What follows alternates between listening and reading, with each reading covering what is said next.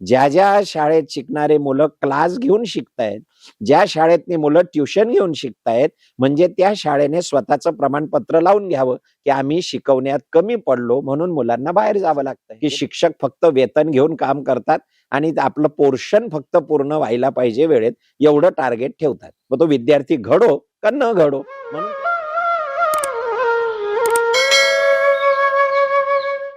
कृष्णाय वासुदेवाय हरये परमात्मने प्रणतक्लेशनाशाय गोविंदाय नमो नमः.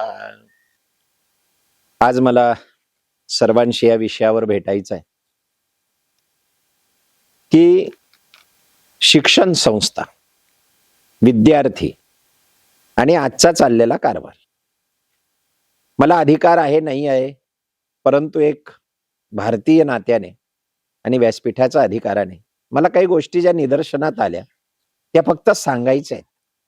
बरं, त्या लोकांना दिसत नाही असं नाही, दिसण्यापेक्षा त्याचा लोक अनुभव घेत आहेत. परंतु कळकळ अशी वाटते मला की आजची शिक्षण संस्था ही खरोखरच बरोबर चालली आहे का? जर विचार केला तर किती मानसिकता बदलली. अहो, मला असं म्हणायचंय, इंग्लिश मीडियम मध्ये मुलगा शिकायला गेल्यानंतर त्या शाळेचा आधी तपास करा की तिथे आपल्या सगळ्या भारतीय सनातन वैदिक हिंदू संस्कृतीप्रमाणे सगळ्या गोष्टी होत आहेत की नाही. काय या सांभाळायला नको? किती महत्वाच्या गोष्टी आहेत या. आज तुम्ही काही कॉन्व्हेंट शाळेमध्ये मुलांना घातल्यानंतर तिथे स्पष्ट सांगतात ते मुलींनी हातात बांगड्या घालायचं नाही, टिकली लावायची नाही, मुलींना मग आता हे संस्कार लहानपणी झाल्यानंतर मोठे झाल्यावर त्या मुली त्या पद्धतीने राहतात. मग त्यांना सौभाग्याचं लेणं कसं कळेल? कारण त्यांच्यावर तो संस्कारच झाला नाही. मग पुढे म्हणून आता काही मुली आता अशा पद्धतीने रील बनवायला लागल्या आहेत. एक रील बघितली मी, तर नवरी मुलगी म्हणते नवरदेवाला की नवरदेवांचा जर मुलगी नमस्कार करते तर मग त्याने आमचा का नको करायला? कुठून आली ही मानसिकता? या कॉन्व्हेंटच्या शिक्षणातून आली. कारण ही ख्रिश्चन परंपरा आम्ही आता स्वीकारायला लागलोय. गुरुकुल पद्धती किती सुंदर होती आमची. या गुरुकुल पद्धतीमध्ये प्रार्थनेपासून सुरुवात व्हायची. आता प्रार्थना काय तर म्हणे आम्ही धर्मनिरपेक्ष आहे या नावाखाली आता प्रार्थनाही बंद करण्यात आलेल्या आहेत. का? कशासाठी? का आमच्या लेकरांवर संस्कार नको? मेंदू तयार करण्याचे स्कूल आज भरपूर झालेले आहेत, पण हृदय कोण तयार करेल? मुलांमध्ये प्रेम कोण निर्माण करेल?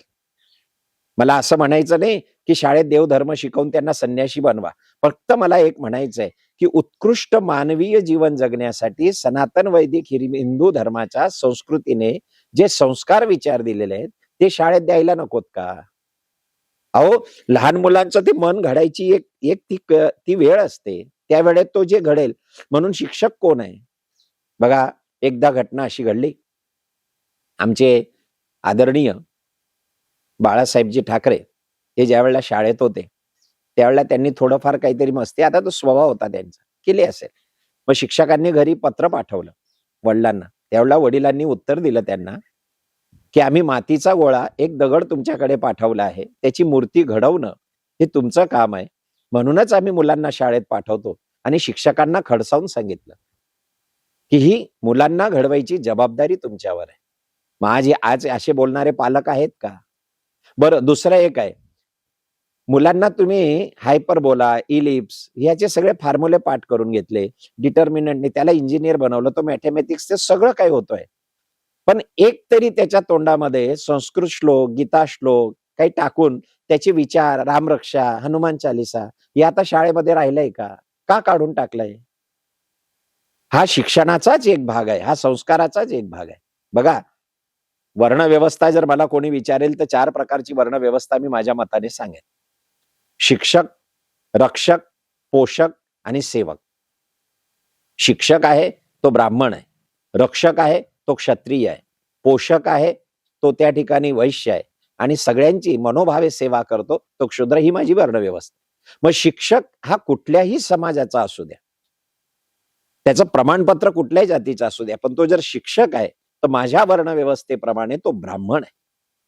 त्याने ते संस्कार त्या लेकरांवर केले पाहिजेत. आज शिक्षण व्यसनाधीन आहे. संध्याकाळी मुलं त्या शिक्षकाला झिंकताना पाहतात त्या शिक्षकाची दुसऱ्या दिवशी मुलांच्या डोळ्यात काय प्रतिमा असेल? बरं, काही वेळा असं पण बघायला मिळतंय, की व्यसनाधीन शिक्षक शाळेमध्ये व्यसन करून गेल्यानंतर काही वेळा नको त्या लेकरांवर हात उचलतात आणि त्या दारूच्या नशेत त्यांना मारतात. अशा कितीतरी घटना आपल्याला मोबाईलवर बघायला मिळतात. मग याच्यावर कोण आळा घालेल? मला शिक्षकांना दोष द्यायचा नाही. तुम्ही पूज्य आणि पूजनीय आहात. तुम्ही जबाबदारी स्वीकारतात. पण सरकार आपल्याला जे वेतन देतं, त्या वेतनचा मोबदला आपण किती प्रकारे देत आहोत, याचा जर खरंच विचार केला. बरं, ही ट्युशन नावाची जी फॅशन निघाली आहे ना आता, क्लास आणि ट्युशन, ही वायफळ आहे माझ्या दृष्टीने. एवढे पैसे भरून मुलाला शाळेत पाठवायचं आणि तरी बाहेर ट्युशन लावायची, म्हणजे ते मुलाचे आई-वडील 2 गोष्टी सिद्ध करतात. एक पहिली गोष्ट, शिक्षक शाळेत व्यवस्थित शिकवत नाही म्हणून मुलाला बाहेर पाठवायचे, म्हणजे ते शिक्षकावर दोषारोप करतात. कदाचित मग त्यांचंही बरोबर असेल, की शिक्षक फक्त वेतन घेऊन काम करतात आणि आपलं पोर्शन फक्त पूर्ण व्हायला पाहिजे वेळेत, एवढं टार्गेट ठेवतात. मग तो विद्यार्थी घडो का न घडो, म्हणून त्याला ट्युशनची गरज आहे. म्हणून ते शिक्षकाला कमी लेखून मुलाला बाहेर पाठवतात किंवा मग ते मुलाला दोषी ठरवतात, की एकदा सांगून माझ्या मुलाला कळत नाही म्हणून मला पुन्हा पैसे खर्चून दुसऱ्याकडे पाठवावं लागतं. आणि क्लासवाले काय म्हणतात, अमुक विद्यार्थी माझ्या शाळेत इतक्या क्रमांकाने पास झाला म्हणजे माझा क्लास चांगला. मग असं एखाद्या शाळेमधलं बोर्ड लावून तुम्ही त्या शाळेबद्दल का बोलू शकत नाही? काय कारण असेल? शाळा कमी झाली आहे म्हणून आता ट्युशनची गरज आहे. ज्या शाळेत शिकणारे मुलं क्लास घेऊन शिकतायत, ज्या शाळेतली मुलं ट्युशन घेऊन शिकतायत, म्हणजे त्या शाळेने स्वतःचं प्रमाणपत्र लावून घ्यावं, की आम्ही शिकवण्यात कमी पडलो म्हणून मुलांना बाहेर जावं लागतंय. हे तुम्ही कबूल करा. संस्कारहीन केली आणि पैसे अव्वाच्या सव्वा.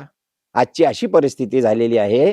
या ज्युनियर काय म्हणतात त्याला, के-जी, से-जी सगळे प्रकार जे निघाले आहेत, मला ते माहित नाही. अहो, पण त्याच्यात पैसे किती भरतात ते? 50,000-50,000 हजार रुपये पहिलीच्या वर्गाची फी. म्हणजे त्या शाळांनी काय म्हटलंय माहितीये? आमच्याकडे बूट मिळतील, चप्पल मिळतील, कपडे मिळतील, पुस्तकं मिळतील, बॅगा मिळतील. फक्त शिक्षण क्लासमधून घ्यावं लागेल. शाळा व्यापारी वर्ग झालेला आहे. व्यापाऱ्यांनी दुकानं आपल्या कॉम्प्लेक्समध्ये टाकावे. यांनी सगळं कॉम्प्लेक्स आपल्या दुकानामध्ये टाकलंय. बरं, विचारायला गेलं तर म्हणतात काय? नाही, तो ड्रेस कोड आहे. मग ड्रेस कोड आई-वडील घेतील ना. आई-वडिलांनी जर कधी ड्रेस घेतला, तो ड्रेस 500 ते 700 रुपयामध्ये मिळणार आहे. तो ड्रेस तुम्ही 1000-1200 ला देऊन कुठला बिझनेस साधू इच्छितात?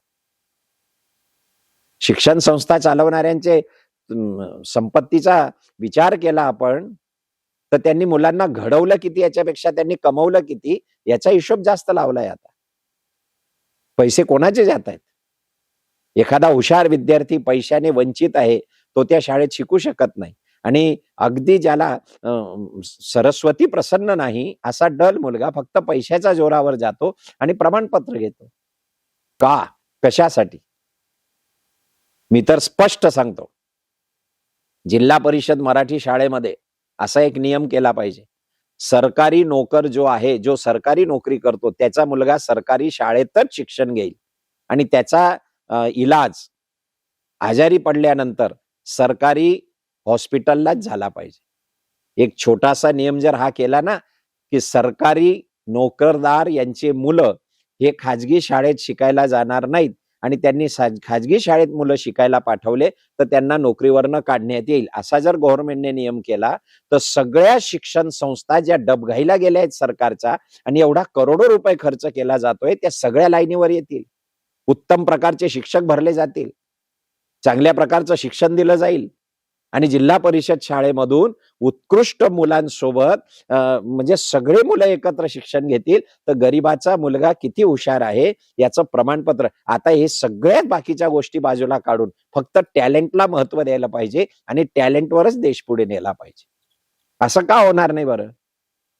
सरकारी नोकर काम करतो, मुलाला खूप चांगल्या शाळेत टाकतो. चांगल्या शाळा म्हणजे ज्याची फी जास्त आहे. मग जास्त फी भरायला त्याला पगार परवडत नाही. मग त्याच्या हातून भ्रष्टाचार होतो.